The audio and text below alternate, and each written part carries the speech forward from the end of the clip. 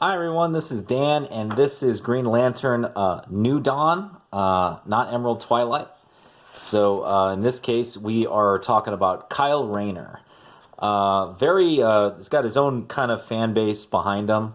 I don't know necessarily as big as Hal Jordan or John Stewart, but a lot of people like Kyle Rayner, especially from 90s DC Comics.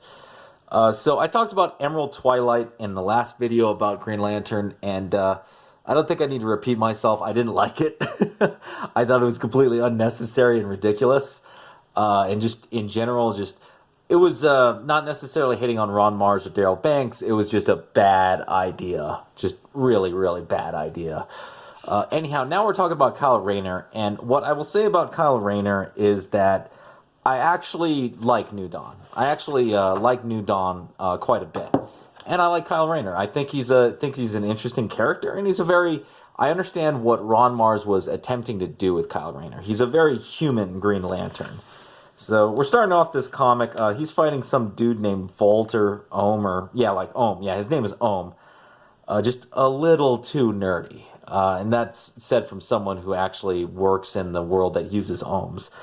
But anyhow, Kyle's getting his butt kicked, and he's trying to figure out how to use his Green Lantern powers.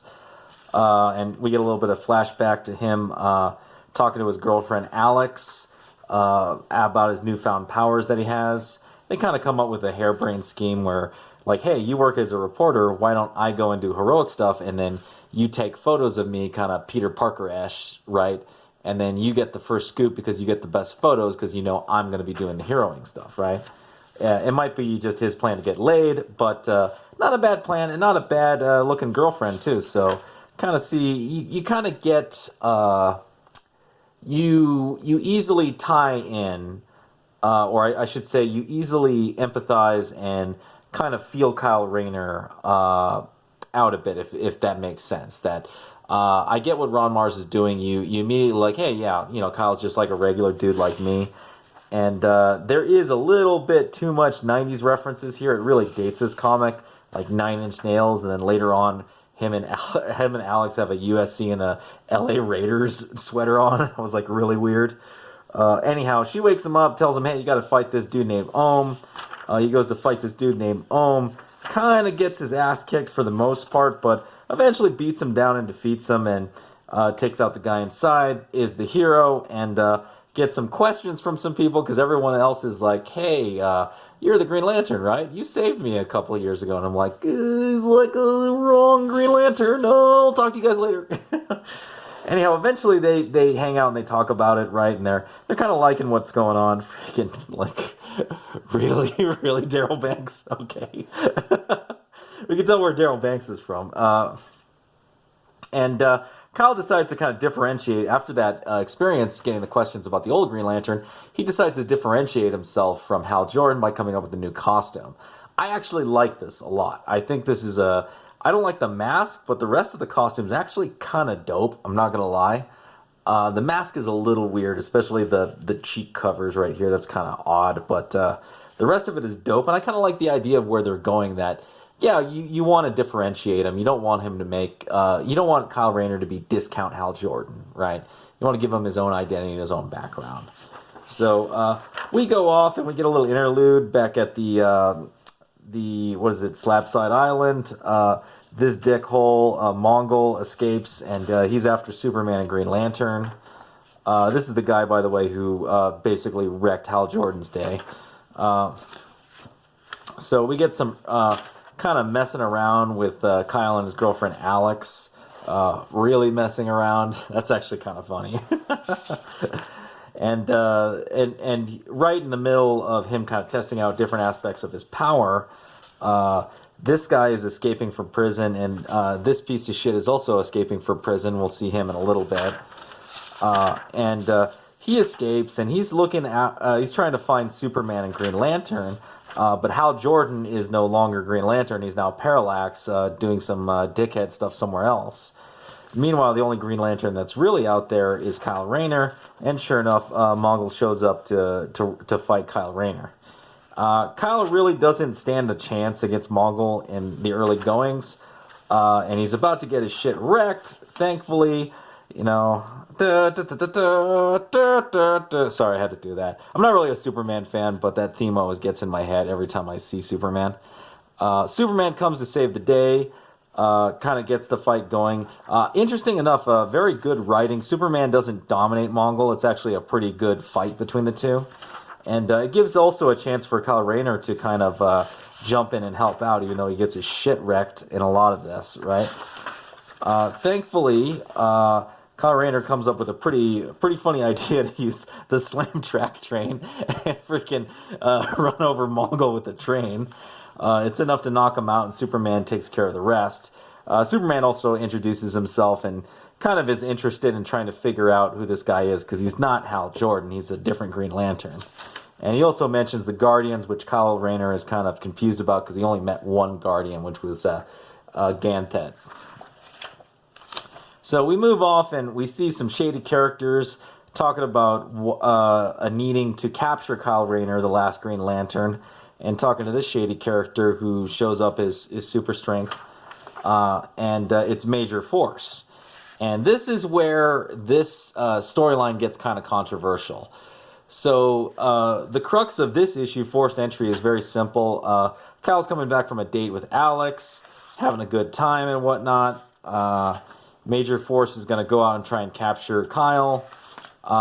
There's some weirdness going on in LA, and Kyle's got to go handle it. By the way, this storyline is kind of garbage. They don't really explain what the hell is going on in LA. I thought that was kind of cheesy writing by Ron Marz. But what is important to note is that Major Force shows up at Alex's apartment, attacks Alex, and you get an extremely controversial scene. Alex gets murdered, and this is a very, very, I guess... well, first off, from a story's perspective, I actually kind of am awed by this, and actually kind of get a little bit of respect for Ron Marz for doing this, because this is very, very shocking. So he murders Alex and stuffs her body in a refrigerator, just in time for Kyle to come back home and find her body. And it really, like, you get like this, not only this gut wrenching shock, you really start to feel for Kyle, and I see where Ron was going with this. And I think for me, it works, right? I actually kind of get into and am very sympathetic to what happened to Kyle right here. I guess for Ron, though, it really maybe was a little too controversial for the time, right? So Major Force shows up, and he's like, yeah, I was waiting for you, dude. And I got tired, so I killed your girlfriend. And Kyle's like, motherfucker. Sends him freaking flying out the building and just starts, beating the living shit out of him, right? And he's about to sledgehammer him, and then for whatever reason, he runs out of power. And, I'm not sure necessarily with him being the last Green Lantern, if he's under the same rules as all the others. I'm assuming he is. Though that seems kind of crazy, because I feel like more than 24 hours has passed in the time since he became Green Lantern. But, whatever, fiction, right? Major Force beats his ass to the ground, starts wrecking him, and then when he gets this he shows this piece of the I'm guessing this is a piece of the power battery to him, and starts interrogating him. He doesn't realize that it helps charge Kyle's ring and becomes his lantern, and then things turn around and Kyle starts to just viciously get his revenge on Major Force. And right when he's about to really finish him, the cops show up and tell him to stand down, and Kyle has to kind of beat it at this point and let the cops take Major Force. The last thing I want to talk about at the end is that he gets to meet up with the very, very original, I think this is the Golden Age Green Lantern, Alan Scott. So his Green Lantern powers come from a different source. And the DC universe is kind of weird. Every time they reboot, they don't necessarily get rid of the original character.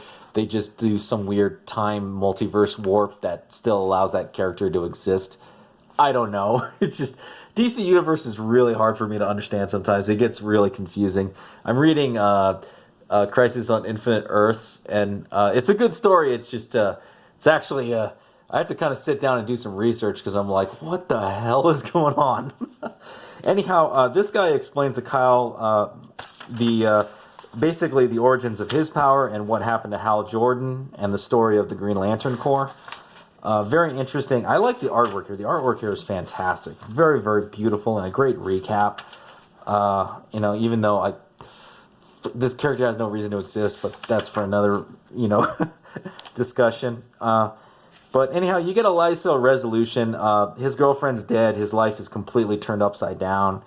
And, Kyle's kind of resolved at this point, hey, whatever happens, I'm going to do the right thing at this point. I started being a hero for you, Alex. I'm going to continue being a hero for you. And it's very inspiring, and I actually really liked it. And honestly, I felt bad reading this afterward by Ron Marz. You can tell it wasn't really necessarily his idea to get rid of Hal Jordan. And he dedicates like literally half of this afterwards to just him working on Kyle Rayner and his excitement to work on Kyle Rayner. It kind of gives credence to the idea that it wasn't really his idea to do this nonsense, but what he was really passionate about was this. And I will say, I thought Kyle Rayner was written pretty damn well. It wasn't perfect, certainly not. Did have an air of some 90s nonsense, but I like New Dawn. New Dawn was good. Emerald Twilight, not so much. But anyhow, that's it. That's the review. If you liked it, please hit the thumbs up. Subscribe if you haven't subscribed. Hit the bell for notifications. If you have a comment on Kyle Rayner or New Dawn or any of the, the new Green Lantern with Kyle Rayner, leave them down below. And I will see you next time.